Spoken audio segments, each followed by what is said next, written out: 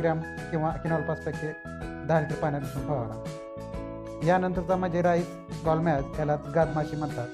याचा उपाय म्हणजे 3% कार्बोफ्युरॉन 25 किलो आणि क्लोरोपायरिफॉस 10% 10 किलो आणि 0.3% पेपरमेल 25 किलो प्रति हेक्टरी जमिनीत टाकावे, जेणेकरून चांगल्या प्रकारे नियंत्रण. हा किडा सर्वात महत्त्वाचा आहे, याला निळा भुंगारा म्हणतात. जमिनीत पाणी जास्त काळ ठेवता त्याचा निचरा करा आणि किनॉल 25% प्रवाही 20 मिली, टायझोपा 40% प्रवाही 12.5 मिली प्रति 10 लिटर पाण्यात मिसळून फवारणी करा.